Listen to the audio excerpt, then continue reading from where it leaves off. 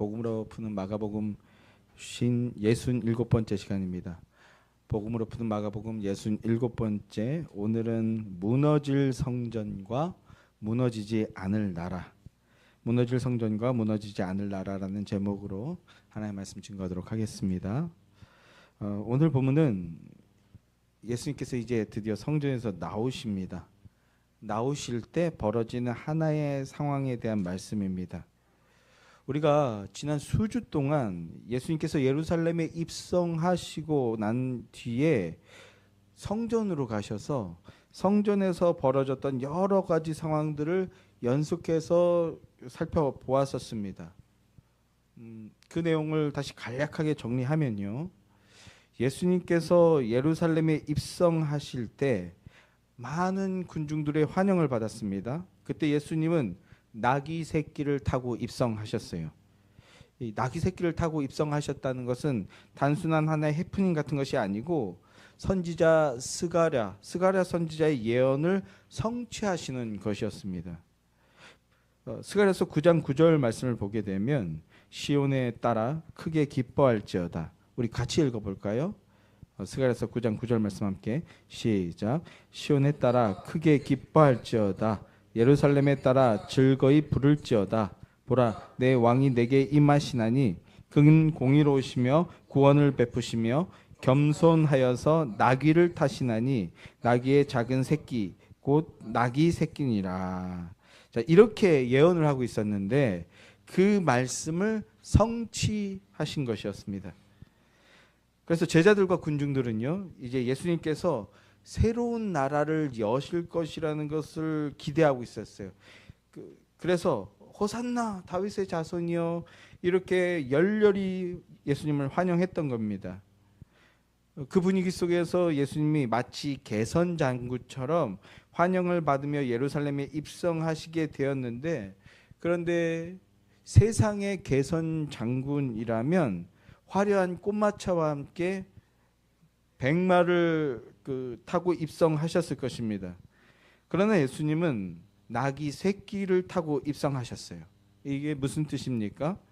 세상이 기대하고 있는 그런 메시아, 정치적, 군사적, 경제적 메시아가 아니라 하나님 나라를 이루시는 평화의 왕으로 입성하신다는 것을 의미하는 것이었습니다. 그러나 사람들은요, 자기 욕심과 자기 기대에 빠져든 사람들은 그 의미를 전혀 이해하지 못했습니다.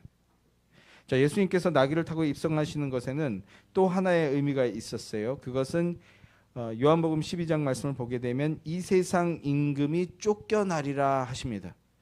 그리고 예수님께서 이 세상 임금이 쫓겨나리라 하셨던 그 선언의 확증이라고 할 수 있습니다.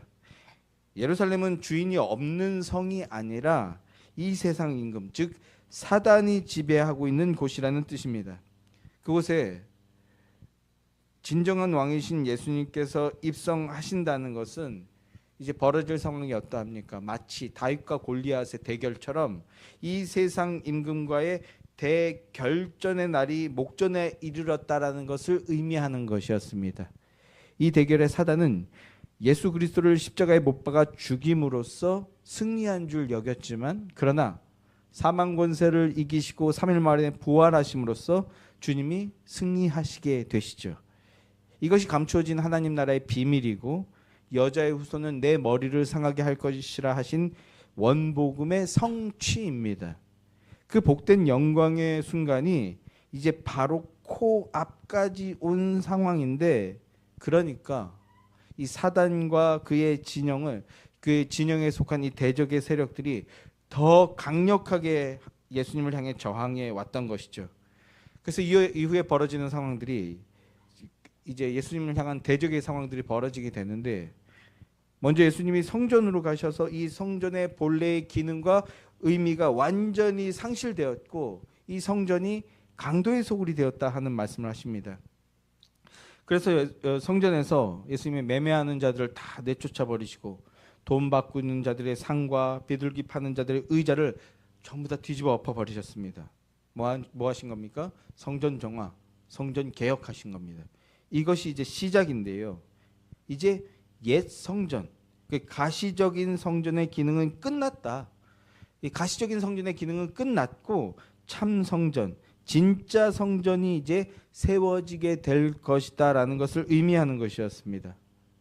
그런데 육신의 눈으로 봤을 때 이것은 예루살렘과 예루살렘 성전의 주인 노릇을 하고 있던 자들에게 이것은 전면전을 선언하는 일종의 선전포고처럼 들려지게 됐던 거죠. 그래서 이제 예수님을 직접적으로 무너뜨리기 위해서 일제히 공격해 왔습니다. 첫째로 대제사장들과 서기관과 장로들이 예수님께 와서 예수님의 권위의 출처를 묻는 것으로 공격해 왔습니다. 그러나 예수님은 세례 요한의 세례가 하늘로부터 온 것이다라는 말씀을 통해서 그들의 공격을 무의로 돌려버리셨어요. 오히려 세례 요한이 증언한 예수님이 바로 하늘의 권세를 가지신 분, 하나님의 아들이심을 오히려 밝히셨습니다. 또 이어서 바리새인과 헤롯 당이 힘을 합쳐서 세금 논쟁으로 예수님을 올무에 걸려고 했습니다. 그러나 예수님께서 가이사의 것은 가이사에게, 하나님의 것은 하나님께 바치라는 말씀으로 그들을 물리쳐 버리셨습니다. 그리고 또 이어서 부활을 믿지 않는 사두개인들이 모세오경의 한 구절, 계대 결혼에 대한 말씀을 가지고 와서, 그것도 왜곡하고 곡해된 말씀을 가지고 와서 예수님을 공격했습니다. 그러나 예수님은 너희들은 성경도 알지 못하고 하나님의 능력도 알지 못한다, 이렇게 일갈하셨어요. 그리고 하나님은 죽은 자의 하나님이 아니시고 산 자의 하나님이시다, 영원한 생명의 하나님이시다라는 말씀을 하십니다. 우리 하나님은 영원한 생명의 영원한 하나님 나라의 왕이시다라는 것을 밝히신 겁니다. 예수님의 이 말씀에 사두개인들도 패퇴하여서 주랭랑을 쳤습니다. 예루살렘과 성전의 주인이라고 자처하는 자들이 예수님을 끌어내리고 무너뜨리기 위해서 아주 공격을 걸어왔지만, 그러나 예수님의 말씀 앞에 모두 패하고 말았습니다.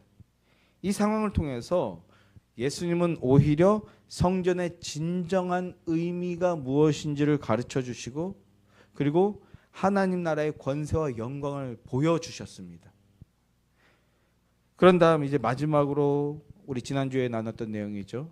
한 가난한 과부가 헌금하는 것을 보시고는 그 여인의 헌금을 칭찬하십니다. 여인은 가난하지만 그러나 자기가 가지고 있던 모든 것을 헌금함에 넣었습니다.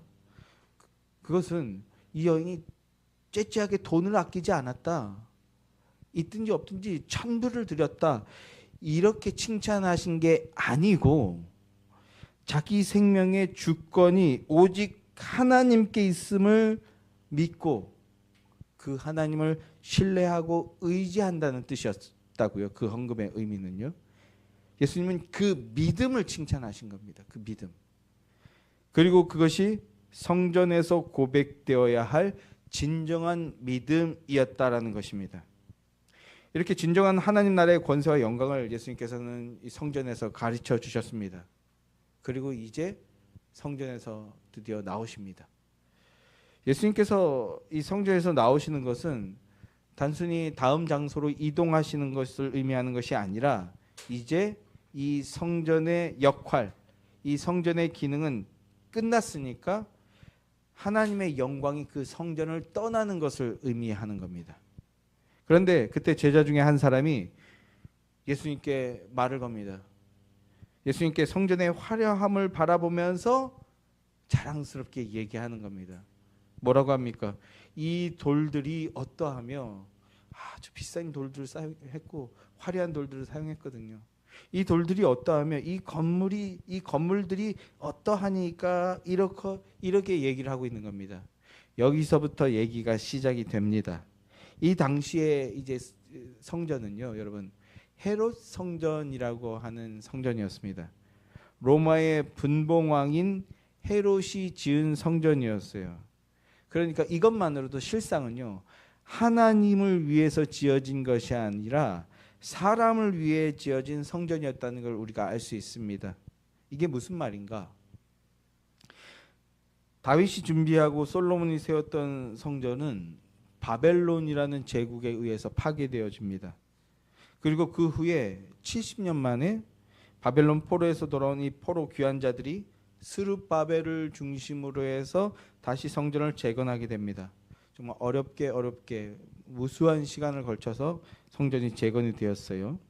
그러나 그 성전은 예전 솔로몬 때 지은 성전과 비교하면 너무나 보잘것없고 초라했습니다. 그래서 그 옛날 솔로몬 성전을 기억하고 있던 사람들은 솔로몬 성전에 비하면 너무나 초라하다고 울며 탄식했습니다. 그러나 그럼에도 이 성전의 영광이, 이 성전의 나중 영광이 더 클 것을 믿었습니다. 왜냐하면 진짜 성전이 올 것이기 때문이었습니다. 성전은 그걸 보여주는 거였어요. 진짜 성전이 올 것이다. 그걸 믿고 믿음으로 제사하며 인내하는 것. 메시아를 통해서 하나님의 나라가 세워지게 될 것이라는 것을 믿는 것이었습니다. 그렇게 수르바벨을 중심으로 해서 성전이 재건이 되고, 그리고 이제 약 400년이 흐른 상태입니다. 고대 근동의 역사는 헬라 제국이 무너지고 이제 로마 제국이 들어선 상태였어요. 예수님이 이 땅에 오셨을 때 그래서 유대 지역도 이 로마 제국의 속국이 된 상태였습니다. 그때 이 유대 지역을 다스리던 사람이 바로 분봉왕이라고 하는 헤롯이었던 거예요. 헤롯. 근데 헤롯은요, 분봉왕이라는 의미가 로마 제국의 그 윤허를 받아서 로마 제국이 세운 왕이라는 의미였습니다. 그래서 유대 지역을 왕처럼 다스리는 그런 존재였어요. 그러니까 하나님 나라 백성이라고 하는 이 선민 의식을 가지고 있는 유대인들에게 이 헤롯은 나라 팔아먹은 앞잡이 같은 존재로 여겨지는 거죠. 율법에 따라서 유대를 다스리는 게 아니라 로마의 뜻을 따라서 이 나라를 이끌어가고 있었거든요. 그러니까 사람들에게 인기가 없었습니다. 그러니까 헤롯 입장에서는 유대인들의 환심을 살 필요가 있었던 거예요. 그래서 어떻게 하면 저들의 마음을 얻을 수 있을까 고심하다가 그 중에 여러 가지 일들 하다가 그 중에 하나가 이들이 성전 증축을 원하는구나. 화려하고 멋있던 그 옛날 솔로몬 성전을 아직도 그리워하고 있구나라는 것을 알게 됐어요. 그래서 성전 증축 공사를 시작했습니다. 스룹바벨이 지었던 성전은 원래도 초라했었는데 시간이 많이 흐른 상태였어요. 그러니까 더 많이 무너지고 더 볼품없게 되어버린 상태가 되었습니다. 그래서 헤롯이 그 성전을 화려하게 증축해 나가기 시작한 겁니다. 그래서 예수님 당시에는 그 공사가 벌써 46년이나 흐른 상태였어요. 확장 공사가 46년이나 진행되고 있던 그런 상태였습니다. 그랬는데 이 증축 공사의 결과가 어떻게 했을까요? 대성공이었어요. 대성공. 왜냐하면 헤롯을 좋아하지 않던 사람들이 그래서 헤롯을 물러나라고 이렇게 막 열심히 반대하던 사람들도 이제는 헤롯을 좋아하지는 않지만 그러나 거부하지도 않는 그런 상태가 되어 있었던 겁니다. 그러니 이 성전은 하나님의 뜻을 따라 하나님을 위해서 믿음으로 세워진 것이 아니라 철저하게 사람이 자기의 영광을 위해서 그리고 사람의 만족을 얻기 위해서 세워진 그런 성전이 되었던 겁니다. 하나님의 임재와 하나님의 영광을 나타내는 것이 아니라 민중의 환심과 그리고 자기의 권력의 안정과 풍요를 드러내야 하는 그런 성전이었던 겁니다. 그러니까 어떻게 되는 거예요? 더 크고 더 화려하게 증축되어야 하는 거예요. 그래서 이제 당시의 사람들은 그 화려한 성전을 보면서 그것을 근거로 오히려 하나님 나라의 번영과 영광을 꿈꾸기 시작하게 됐던 겁니다. 사람의 만족과 사람의 영광을 위해 세워진 그 성전을 보면서 안타까워하고 더 간절히 하나님을 찾고 구하는 것이 아니라 이 성전 봐라. 이렇게 화려하지 않냐. 우리가 이제 세워질 하나님 나라도 이렇게 화려하고 멋있는 나라가 될 것이다. 이렇게 기대하고 있었다는 상황인 겁니다. 그러니까 예수님께서 성전에서 그 치열한 영적 다툼을 벌이셨는데 그런데도 예수님의 제자 중에 한 사람이 그 성전을 바라보면서 성전을 자랑스럽게 여기면서 예수님께 이 돌들이 어떠하며 이 건물들이 어떠하니까 이런 말을 한 것입니다. 이 크고 화려한 성전을 바라보면서 그 성전을 구원의 근거요, 구원의 통로로 여기고 있음을 드러내 보여주고 있는 겁니다. 이 제자 한 사람만이 아니라 유대인들이 다 그러고 있었다는 거예요. 자, 하나님께서 성전을 주신 목적은요, 왜 주셨습니까? 제사 드리는 장소였어요. 제사 드리는 곳이었습니다. 제사를 드린다는 것은 오실 메시아를 믿음으로 기대하며 언약을 지키며 제사를 드리는 것이었습니다. 그런데 지금 상황이 어떻게 되어버렸습니까? 주님께서 뭐라고 말씀하셨다고요? 강도의 소굴이 되었다라고 말씀하셨다고요. 강도의 소굴이 되어버렸습니다. 거기서 물건 사고 팔고 사람들, 특히 과부와 같이 사회적 약자들의 돈을 갈취하는 시스템이 되어버린 것이 당시의 성전이었습니다. 그러면서 또 인간의 의를 내세워주는 그 도구와 용도로 전락해버린 게 성전이었습니다. 성전의 시스템에 동조함으로써 자기는 율법을 신실하게 지킨다, 나는 하나님의 말씀에 순종하는 자다 하는 자기의 의를 나타내주는 도구로 전락해버린 게 당시의 성전이었습니다. 오늘날 교회로 치면요, 주 예수 그리스도와 십자가 복음에 대해서는 아무것도 알지 못하고 그 십자가 복음이 내 안에서 어떻게 역사하고 있는지 아무것도 알지 못한 채 그저 교회에 와서 헌금 열심히 하고 헌신 많이 하고 뭐 교회에서 하는 무슨 그 프로그램들 열심히 참석하고 이런 걸 통해서 나 봐라, 성도다. 이제는 많이 약해졌지만 그러나 아직도 소망이자 우리가 경계해야 될 건 교회에서 이런 교회 말고요. 어떤 교회? 큰 건물 있는 교회에서 장로고 집사고 권사면요, 사회적으로도 아직도 그래도 어느 정도 인정과 지위를 얻고 있는 것을 보게 됩니다. 두려움이자 소망이 여기에 있는데, 그런데 최근에 여당에 소속된 어떤 정치인이 차별금지법을 발의하면서 그 반대하는 반대당 지지자를 향해서 질타하고 공격하고 조롱하는 것들을, 공개적인 장소에 조롱하는 것들을 보게 됩니다. 그리고 국회의원이자 장로이신 그분이 또 사회에 또 순응해야죠. 그래서 신나게 어떤 방송에 나와서, 인터넷 방송 같은데 이렇게 뭐 이런 거 하면서, 아시죠? 뭐 한 건지 다 경건해서 모르시나? 갑자기 쓸데없는 얘기지만 저희 주신이 주은이 어렸을 때 우리 청년들이 정말 많이 보살펴 줬어요. 너무너무 감사해요. 여기 그 청년들이 좀 계신데, 아기 때 이거 분유 마실 때, 근데 한 청년 하나가 제가 먹일게요 그러고는 야이씨 뭐 하는 거냐 이랬던 기억이 나는데, 사회적으로 막 세상 사람들과 하나 다를 것 없는 세상의 존경과 칭찬받을 만한 행동하면서 난 교회 장로니까 그것으로 안심하고 있는 그런 모습들이요. 사족이 계속 사족입니다만, 만약에 정말 복음 안에서 있고 건강한 교회라면 최소한 그 부분에 대해서는 권징하고 징계해야 될 것입니다. 장로가 모범이 되지 못했다. 그러나 그런 거 전혀 없어요. 왜요? 큰 시스템을 가지고 있는, 큰 건물을 가지고 있고 큰 시스템을 가지고 있는 교회거든요. 라고 말하는 게 너무나 속이 아픕니다. 그런데 당시에 예수님 당시의 성전이 그러했다는 거예요. 인간의 기대와 인간의 욕망을 보호해주고 충족해주는 그런 도구로 전락해 버렸다는 것입니다. 그러니 더 이상은 성전이 존재할 필요가 없어지게 된 것이죠. 그래서 예수님께서 이제 대답을 하시는데, 제자가 막 기분 좋게 자랑스럽게 이 건물들이 어떠합니까? 이렇게 말씀을 드렸더니 예수님께서 뭐라고 말씀을 하십니까? 자, 본문 2절 말씀 우리 함께 읽죠. 시작. 예수께서 이르시되 내가 이 건물들을 보느냐? 돌 하나도 돌 위에 남지 않고 다 무너뜨려지리라 하시니라. 돌 하나도 돌 위에 남지 않고 다 무너뜨려질 것이다.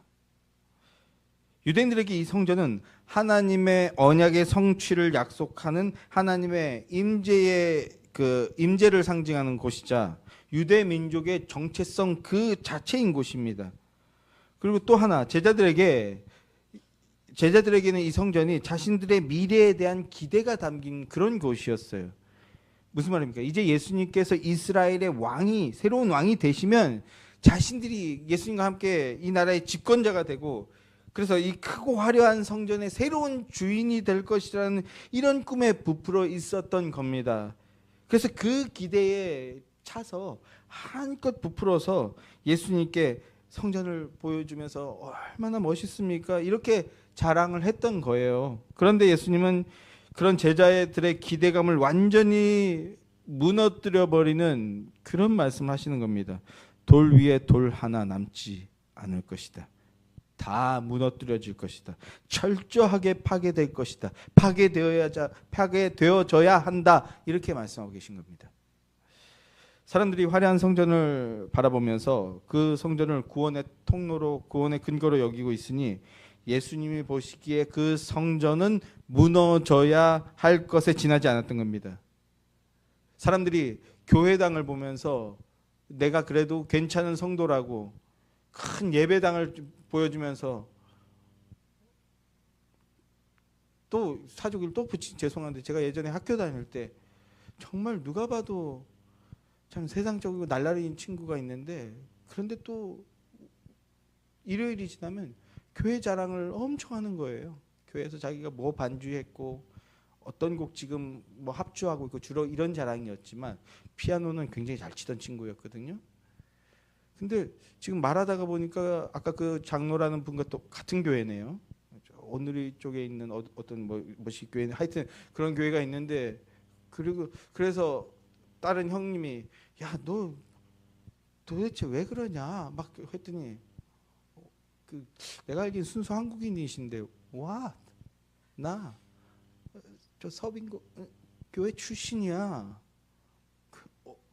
네가 그 교회인 것과 지금 네 행실은 아무런 상관이 없어. 그러나 그런 친구들의 특징은 데미지를 전혀 받지 않죠.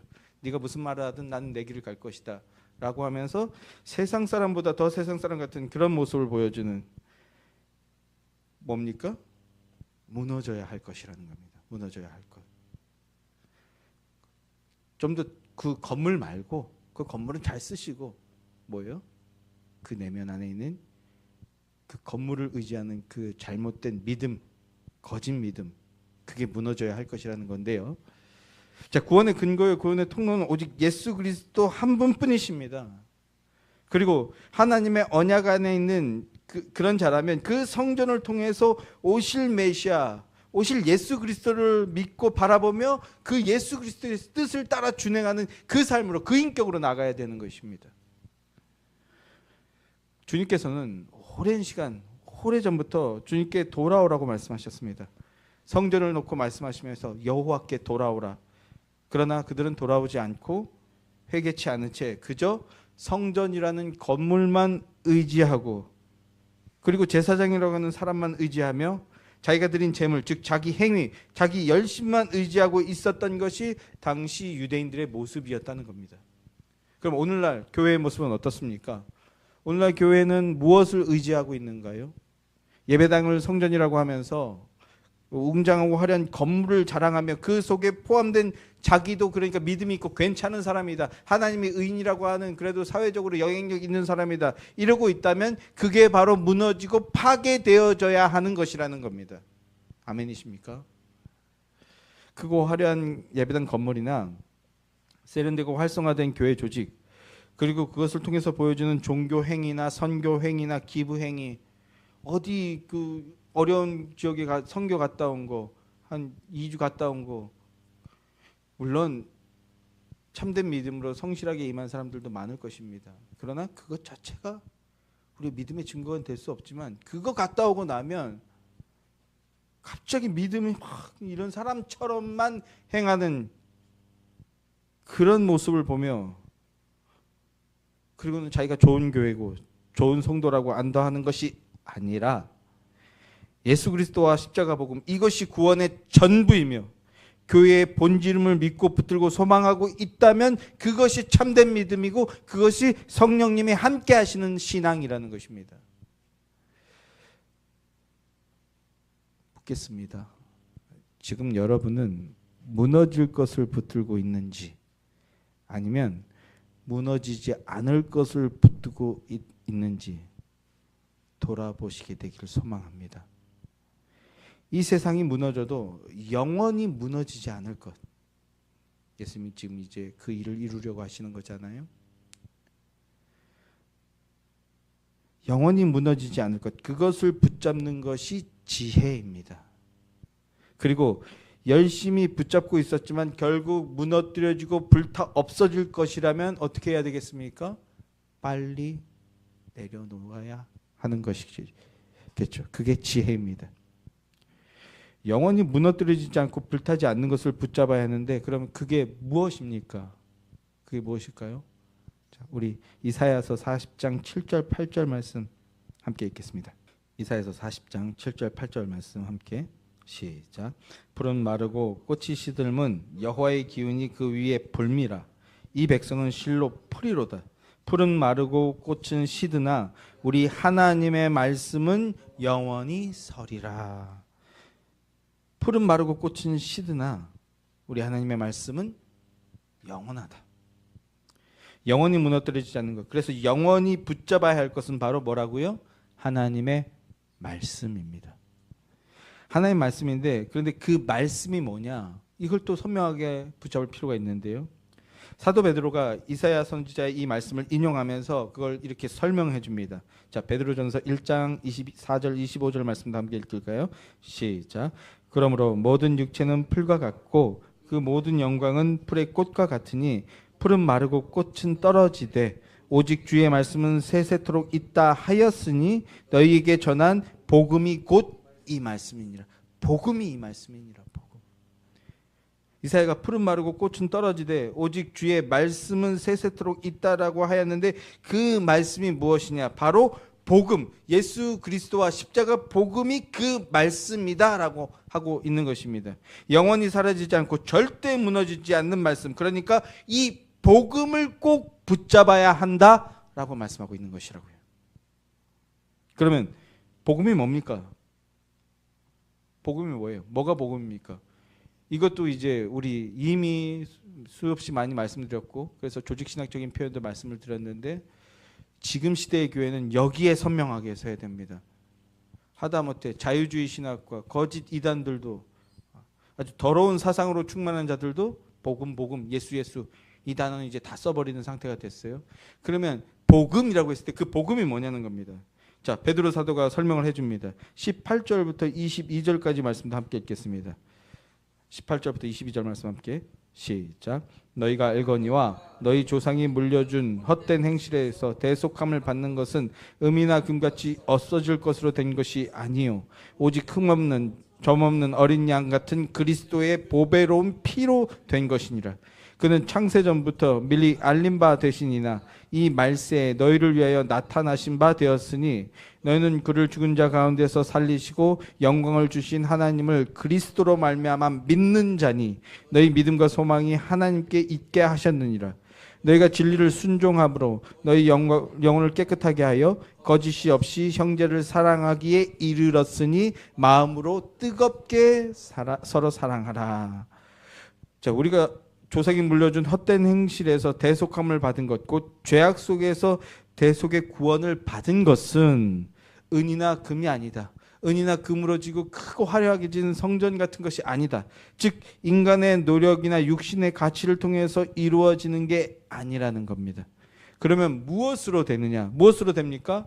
오직 흠없고 점없는 어린 양 같은 그리스도의 보배로운 피로 된 것이다 라고 합니다. 예수 그리스도의 보혈의 피가 금이나 금보다 더 보배롭다는 것을 아는 것, 이게 은혜를 받은 자요 하나님의 복을 받은 자인 것입니다. 20절부터 보면 또 그는 창세전부터 미리 알린 바 되시니나 예수 그리스도는 창세전부터 복음이었습니다. 그런데 이 말세, 즉 교회 시대에 너희를 위하여 나타나신 바 내신 바 되었으니 너희는 그를 죽은 자 가운데서 살리시고 영광을 주신 하나님을 그리스도로 말미암아 믿는 자니. 우리가 하나님을 어떻게 믿게 되었다는 겁니까? 그리스도로 말미암아 하나님을 믿게 되었다는 겁니다. 그리스도로 말미암아. 그런데 그 하나님은 죽은 자를 살리시는 하나님이세요. 생명의 근원이시라는 겁니다. 우리가 바로 그 하나님을 믿는 자니 생명이 우리에게 들어왔으니 너희 믿음과 소망이 함께 하나님께 있느니라. 하나님께 있게 하셨느니라.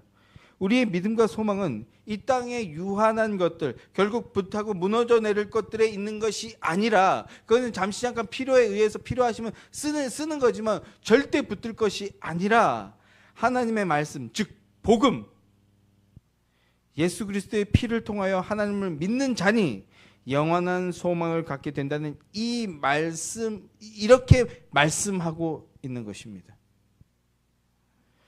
그래서 22절에 너희가 생명의 복음 안에서 복음의 진리를 순종함으로 너희의 영혼을 깨끗하게 하여 거짓이 없이 형제를 사랑하기에 이르렀으니 마음으로 어떻게 하라고요? 뜨겁게 사랑하라고요.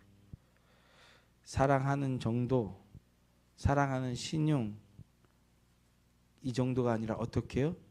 뜨겁게 사랑하라고요. 예수 그리스도처럼. 자, 좌우에 한번 뜨겁게 얘기합시다. 사랑합니다. 축복합니다. 자, 옆에 손 잡아주시고 손이라도 한번 잡아주시고, 아니 잔잔하게 말고 아이고 저런 뜨겁게 사랑합니다. 축복합니다.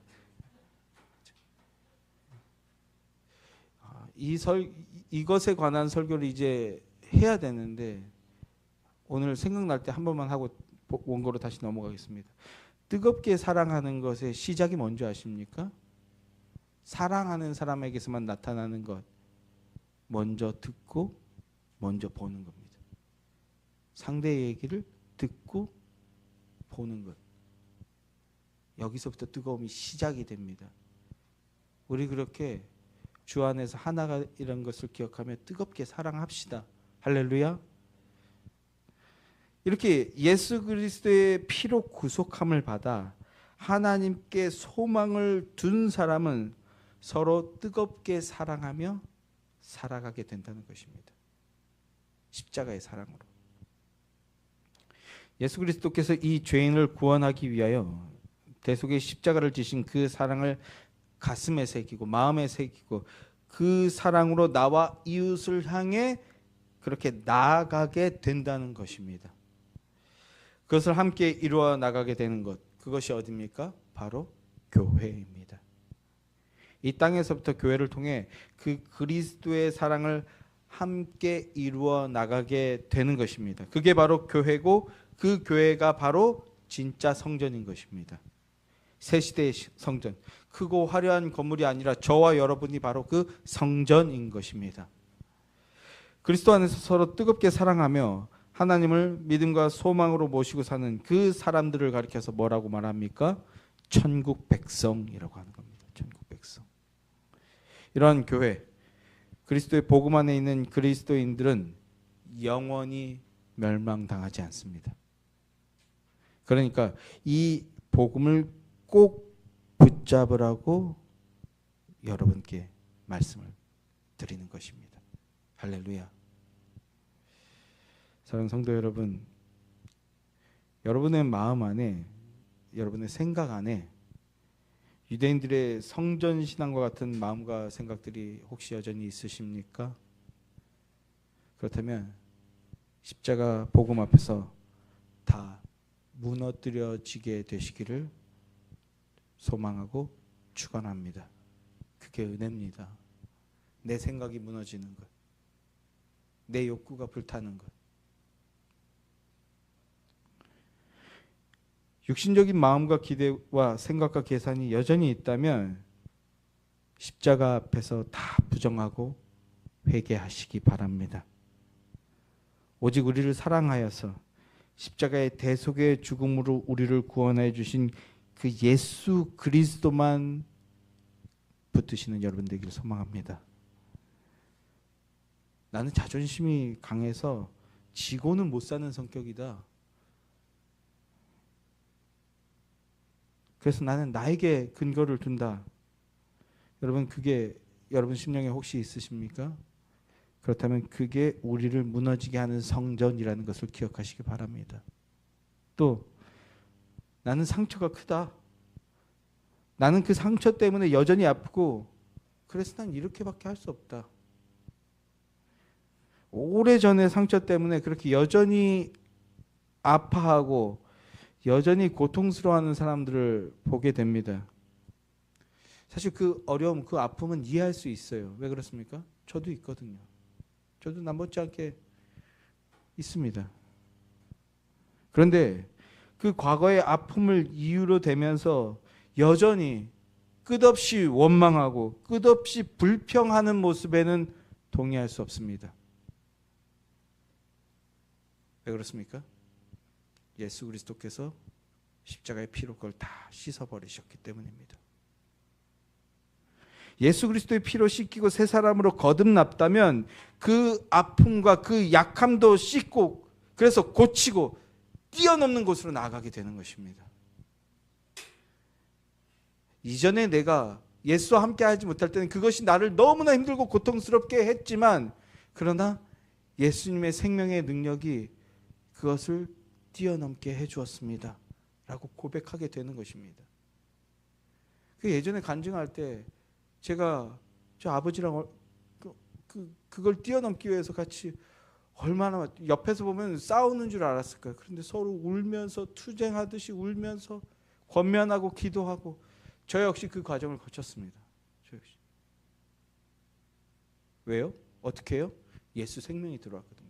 제가 뭔가 특별한 존재여서가 아니라 예수 생명의 능력이 저를 의의 길로 생명의 길로 이끌어 나갈 때 힘들었지만 그 길로 나아가게 되는 것입니다. 그게 생명력이에요. 그 능력이 나와집니다. 주를 의지할 때 주께로부터 나와지니 예수 피의 능력을 힘입어 그 새 삶으로 나아가는 저와 여러분이 되기를 소망합니다. 성도 여러분, 성도는 무엇으로 자신의 존재와 마음을 일으킵니까?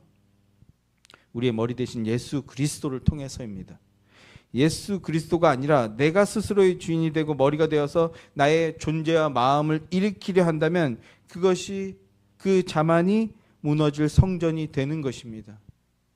내 힘과 내 판단과 내 행위로 쌓아올린 그 모든 것들은 예수 그리스도와 그분의 십자가 앞에서 다 무너뜨려지고 불살라져 없어져야 합니다. 이것이 은혜입니다. 소멸되는 은혜. 히브리서 12장 28절 29절 말씀을 보면요. 그러므로 우리가 흔들리지 않는 나라를 받았은즉 은혜를 받자. 이로 말미암아 경건함과 두려움으로 하나님을 기쁘시게 섬길지니 우리 하나님은 소멸하는 불이심이라 합니다. 우리 하나님은 불로 태워 없애버리시는 분이시라는 겁니다. 새 삶으로 다 태우고 깨끗하게 해서 새 삶으로 거룩함으로 더욱 거룩함으로 나아가게 하시는 분이십니다. 그 하나님을 의지하며 살 때 우리는 천국 백성된 삶으로 나아갈 수 있게 되는 것입니다. 우리의 존재와 우리의 인생을 모래 위에 쌓지 맙시다. 무너질 것에 쌓지 맙시다. 무너질 성전이 아니라 반석이신 예수 그리스도 참 성전 위에 세울 때 그 인생은 절대 무너지지 않습니다. 십자가로 승리하신 예수 그리스도 안에서 승리하시는 인생들 되시길 주님의 이름으로 축원합니다. 말씀 맺겠습니다. 예수님께서 성전에서 치열한 입의 전쟁을 치르시고 이제 성전을 나가십니다. 앞서도 말씀드렸지만 성전을 나가시는 것은 단순히 다른 장소를 이동하는 것이 아니라 이제 곧 이 강도의 소굴이 된 이 성전이 무너뜨려지게 될 것이라는 그런 의미를 갖고 있습니다. 그런데 제자들은 건물의 성전의 그 아름다움에 빠져서 그 건물을 자랑하고 있었습니다. 그래서 예수님께서 선언하신 겁니다. 너희가 이 건물들을 보느냐? 돌 하나도 돌 위에 남지 않고 다 무너뜨려질 것이다 라고 선언해 주셨습니다. 이 선언은 단순히 건물 성전만 무너지는 것이 아닙니다. 구약의 모든 그림자가 무너뜨려지고 실체, 참 성전이신 예수 그리스도만 남게 된다는 것입니다.